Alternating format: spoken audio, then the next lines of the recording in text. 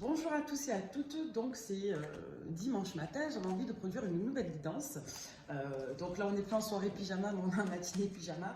Donc on va se laisser un petit peu porter par les messages de cartes en lumière, en protection, pour voir un petit peu ce qu'on a à nous raconter. Donc on va commencer par l'oracle de la triade. Allez, c'est parti. Votre hôte et vous, le contexte, qu'est-ce qu'on a à nous raconter? Bon là on nous dit dans tous les cas que quoi que l'on vive, on est protégé pour ce faire. Ok, on va mettre les cartes ici. Hop là. Donc là, il y a une protection sur la situation. Donc tout ce que vous vivez a soit une utilité karmique, soit est tout simplement, je dirais, dans la ligne de votre évolution personnelle. Donc on est dans tous les cas sur un passage de votre vie, de votre situation qui est utile à votre élévation. Donc on a la protection et on a quelque part la bénédiction de votre guidance pour ce que vous traversez. Est-ce qu'on a d'autres cartes? Alors on a eu donc la carte de l'isolement. Ensuite, on a eu la paix à l'envers, l'illusion à l'envers, le voyage à l'envers. Donc là, on a eu une personne, pour moi, qui s'est mise en retrait de vous, d'accord? Soit parce que cette personne n'avait pas totalement un moral, soit parce que cette personne avait besoin de se détacher de ses émotions et de la situation. Et là, on nous dit, donc les cartes sont tombées à l'envers, que cette personne n'arrive pas pour autant à générer de la paix. On a une personne ici qui est en quête de tranquillité psychique, mais qui pour autant n'arrive pas réellement à s'y résoudre ou à retirer ce sentiment de paix que cette personne souhaitait. On a une personne qui n'est pas totalement sortie de ses chimères, de ses illusions ou de ses idées, mais qui pour autant commence à comprendre ou à ressentir que quelque chose ne va pas, que quelque chose travaille son esprit ou que sa conception de la réalité ou des situations, quelque part, n'est pas forcément juste. Ensuite, on a la carte du voyage à l'envers. On a une personne ici qui soit s'est éloignée et le vit mal, soit une personne ici qui commence quelque part à revenir dans le réel, dans la réalité, et qui commence à avoir les idées un petit peu plus claires. On voit que les conscientisations ici ne sont pas totalement opérées et que cette personne aura encore à cœur de rester en distance de vous pour retrouver les idées plus claires. On nous dit ici qu'on nous parle réellement de volonté, d'aspiration, de désir noble. On a quelqu'un qui se pose des questions sur ce qu'elle désire vraiment. Votre hôte se demande ce qu'il désire vraiment ici. Donc on a quelqu'un qui fait le point sur ses aspirations et sur sa manière de concevoir les choses. Derrière, on a le temps, le silence, la tentation, l'épreuve. On a quelqu'un qui vit difficilement ici l'isolement. On a quelqu'un qui vit difficilement ici la prise de recul et qui peut être relativement perturbé et mise à mal par soit votre prise de recul, soit le fait que vous avanciez, soit tout simplement par des prérogatives morales qui touchent des situations conflictuelles ici. Ça peut être un conflit amoureux, ça peut être un conflit situationnel. Dans tous les cas, on a quelqu'un ici effectivement qui est dans le retrait, qui ne va pas bien, qui fait silence et qui vit mal cette période de recul. D'accord? On va regarder sur quoi. Qu'est-ce qui fait que votre autre aujourd'hui a pris du recul? Vous voyez, on a l'homme qui est tombé à l'envers. Hein. On a quelqu'un là qui n'est pas en phase avec lui-même, qui n'est pas en phase avec ses choix, qui n'est pas en phase dans son esprit. Donc ça renvoie à la polarité masculine. Hein. Donc c'est retombé à l'envers. On a quelqu'un ici qui n'est pas en phase. Hein. Ça, c'est ce qu'on aura bien compris. Hein. On a peut-être quelqu'un ici qui se raccrochait à des idéaux, à des conceptions, et la personne comprend que c'est pas aidant et c'est pas possible. Alors, ensuite, on a l'adversaire et l'oméga. On a quelqu'un ici qui coupe soit avec des liens d'attachement, soit qui coupe avec une situation qui apparaissait comme une énergie tierce, comme une problématique réfractaire à votre situation à vous. Dans tous les cas, on a quelqu'un ici qui termine un cycle, qui se désolidarise de pensées négatives, de situations négatives ou de personnes négatives. On a quelqu'un qui lâche prise, en tout cas sur une tierce, sur une situation qui représentait un blocage. Ensuite, qu'est-ce qu'on a? Ouais. C'est ce que je vous disais, on a quelqu'un ici qui clairement veut prendre un nouveau départ, mais qui prend un nouveau départ dans des configurations de mensonges. C'est quelqu'un pour moi qui se ment à soi-même ou à lui-même ou qui n'a pas les bonnes conscientisations. Donc vous avez un autre en face de vous qui prend conscience de certaines prérogatives, de certaines problématiques, mais qui pour autant n'arrive pas forcément à sortir d'un certain mode de fonctionnement ou d'analyse qui ne lui permettent pas de réellement évoluer. Vous voyez, sur l'alpha, sur le nouveau départ, on a le mensonge et la bénédiction. Donc on a des illusions encore présentes, mais elles sont à l'envers, ça commence à switcher, mais ce n'est pas totalement entériné. On a peut-être quelqu'un ici qui retrouve un équilibre, soit dans une certaine légèreté, soit quelqu'un qui a un mode de fonctionnement amoureux, dans le couple, notamment dans les ancrages, qui repose sur des liens peut-être soit trop légers, soit trop superficiels, soit sur des liens de co-fonctionnement en lien avec le matériel, le financier et l'entraide. Dans tous les cas, on est ici sur un registre où votre autre a peut-être du mal, présente peut-être des difficultés à sortir d'un certain registre de fonctionnement qui ne lui permettent pas d'accéder à des sentiments profonds, qui ne lui permettent pas d'accéder au final à des situations saines.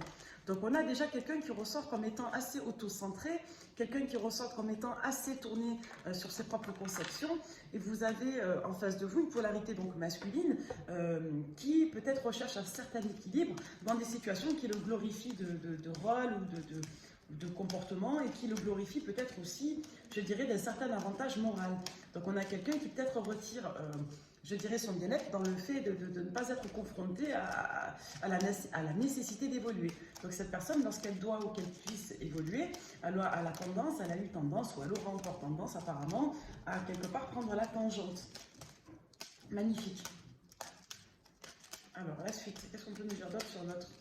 Qu'est-ce qu'on peut nous dire d'autre sur l'autre? La racine, la lumière, le sacrifice, le frère. Là, on a un enracinement d'un comportement, d'un lien ou d'une situation qui, clairement, nécessite que l'on fasse, que l'on effectue, que l'on produise un travail, quelque part, de répartition morale. Répartition morale dans le sens où votre autre a peut-être besoin, ici, quelque part, de remettre en cause une part de lui-même, de remettre en cause une part de ses valeurs. Et ça peut également poser souci. Donc, pour aller au fin fond de son être et pour aller au bout de lui-même, votre autre a peut-être besoin ici de comprendre qu'ils doivent renoncer soit à une part de lui, soit à une part de ses conceptions. Dans tous les cas, on a nécessité ici, pour être dans la lumière et dans l'enracinement, à retravailler son système moral, son système de valeurs. Ok? Un autre élément.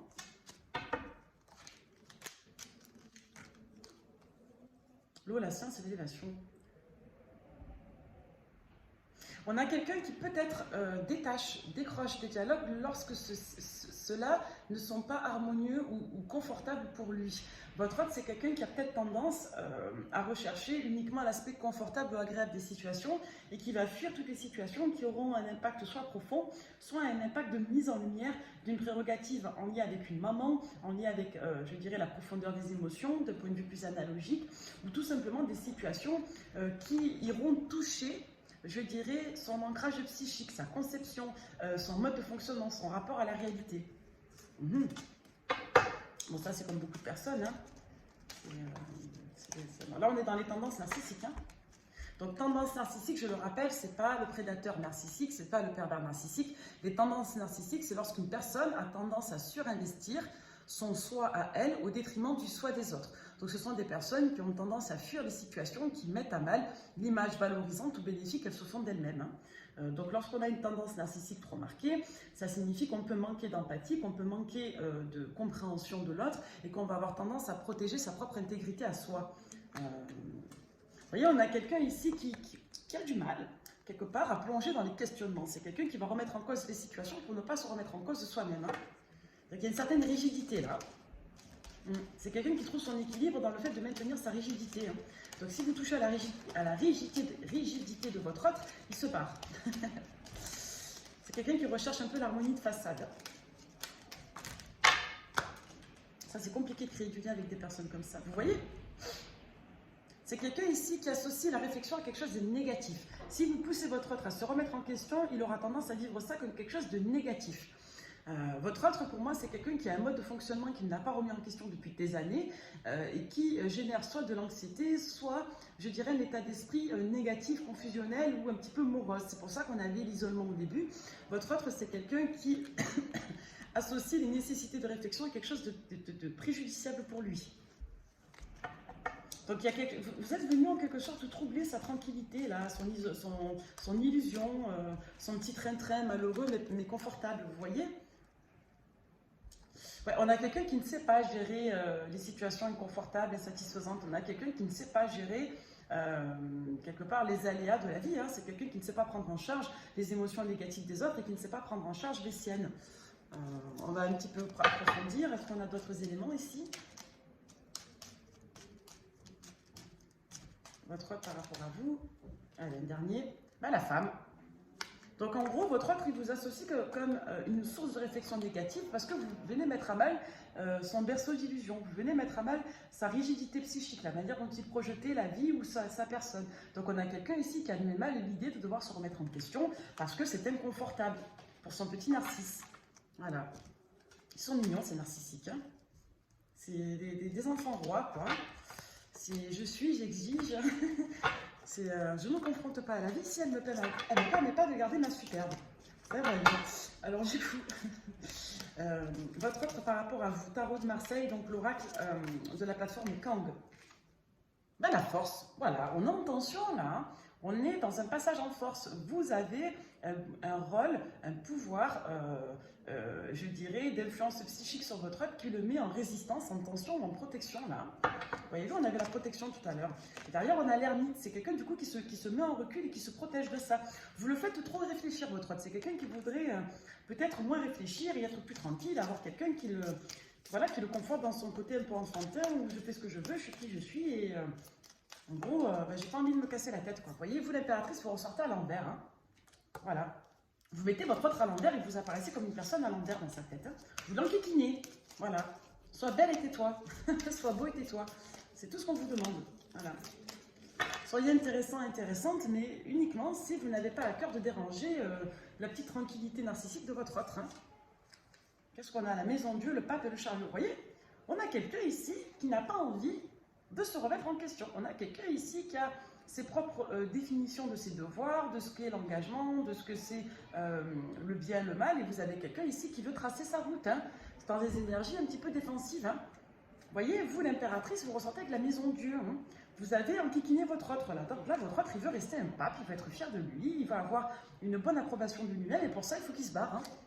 Voilà. Là. Donc là, on est dans ces énergies-là. Hein. Il y a eu un clash, une séparation, une rupture. Et votre autre, il a pris la tangente parce qu'il voulait garder une bonne conception de lui-même. Hein. Il ne voulait pas se remettre en question. D'ailleurs, on a le pendu, le jugement, le monde et la tempérance. C'est quelqu'un qui retire l'approbation de lui-même à travers ses réalisations. Hein. Vous avez quelqu'un ici qui accorde beaucoup d'importance à sa radiation sociale, à l'image à laquelle les autres lui donnent accès de lui. C'est quelqu'un qui a peut-être besoin d'être utile, de rendre service, je ne sais pas moi.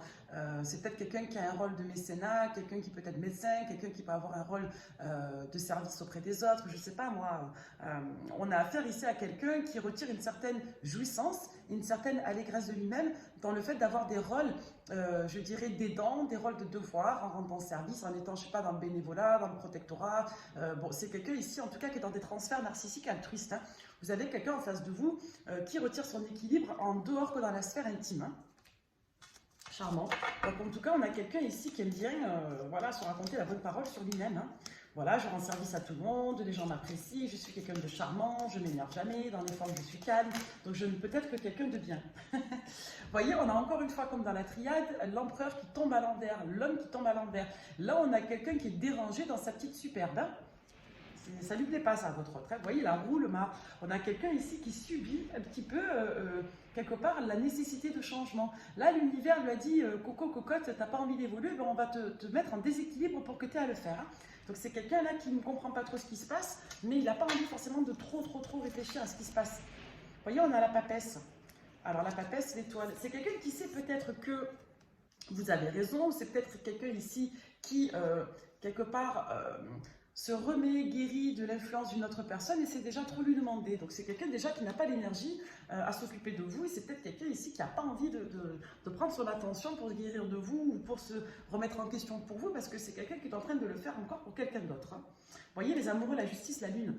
On a quelqu'un qui préfère rester dans des liens soit confus, soit non évacués, des liens subtils, c'est quelqu'un qui veut garder une forme de mystère, qui n'arrive pas peut-être à se détacher, je dirais, qui n'arrive pas à se détacher de la non-volonté de choisir. On a quelqu'un qui préfère rester dans plusieurs liens, non engageants, dans des liens non épanouissants, des liens voire même peut-être toxiques, pour éviter d'être réellement investi dans un lien unique et sain. Donc votre autre, quelque part, c'est comme si à votre contact, il avait ressenti le besoin de mettre de l'ordre dans sa vie, de faire le ménage dans ses relations et de mettre au clair ses idées, ses pensées, ses conceptions. Et ça, pour moi, votre autre, il n'en a pas forcément envie. Hein. C'est quelqu'un, pour moi, je vous dis, vous ressortez avec le diable. C'est quelqu'un qui n'est pas prêt.